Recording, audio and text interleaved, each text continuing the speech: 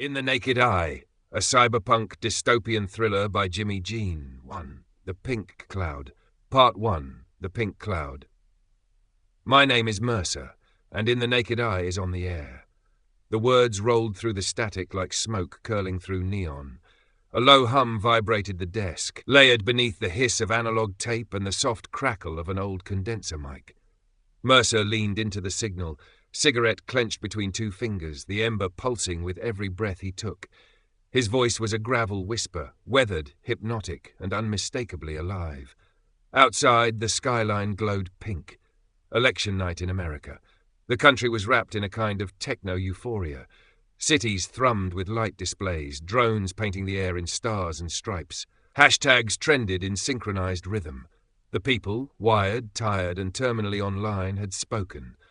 Elias Dresden was the president-elect. A landslide victory. A populist wave. The swamp, as he'd promised, was finally being drained.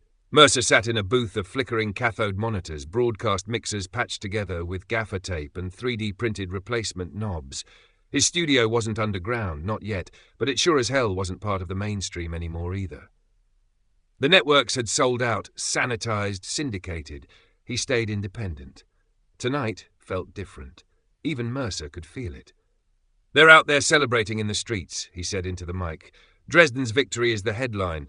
Fafo's the footnote. Funny how the fine print is always where the real game is played." He took a long drag, exhaled into the hum of tubes warming behind him.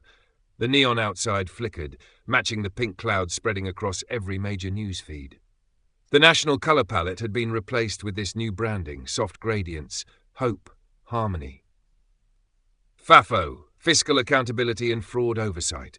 It sounded clean. It sounded precise. It sounded, Mercer thought, just vague enough to mean whatever they wanted it to mean.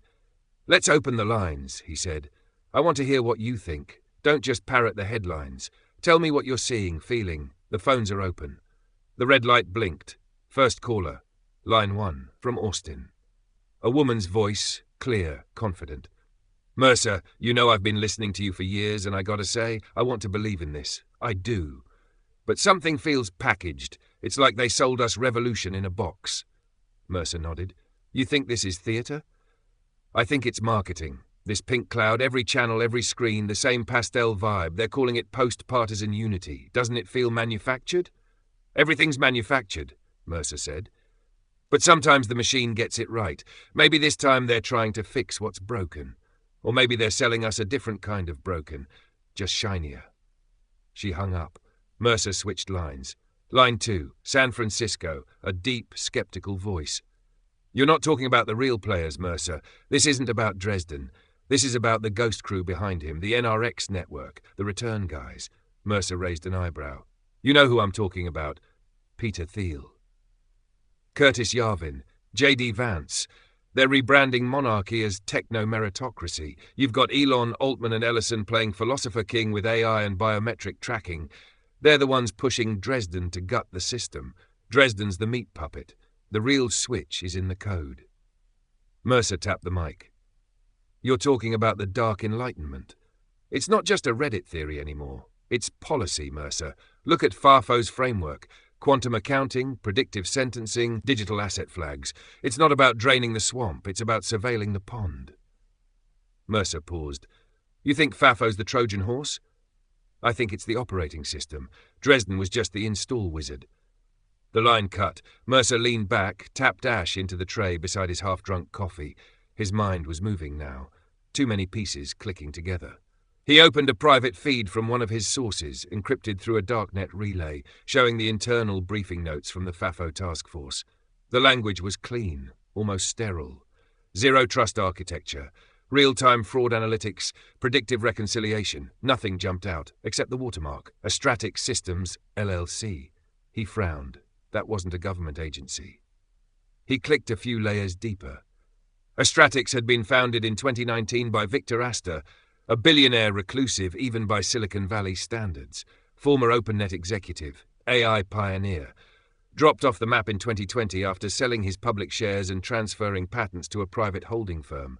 No interviews, no footage, no digital trail. Until now. Mercer's fingers hovered above the mic fader. Something about tonight wasn't sitting right. The phones lit up again. Line 5, voice modulator. The voice came through distorted, synthetic. They call it the Hive. Not yet, but soon. Mercer sat up. Who is this? You're in the pink cloud, Mercer. That's the first stage. Flood them with hope. Make them believe the algorithm is salvation. What algorithm? The one already reading your signal. Static. Mercer's monitors blinked. One of his feeds dropped. Another flickered. He tapped a few keys, manually rerouting the stream. You're being profiled in real time, the voice said. Everyone is. FAFO is just the beta test. Test for what? Silence. You were never supposed to know. Click. The line went dead. Mercer stared at the console, heart ticking louder than the hum of the tube amp. Something had changed. He wasn't sure if it was real or just the paranoia setting in, but the tone in the air had shifted. Behind the celebrations, the smiling faces, the confetti, something cold and machine-like was calculating. He reached for his cigarette, lit it. More of your calls after the break?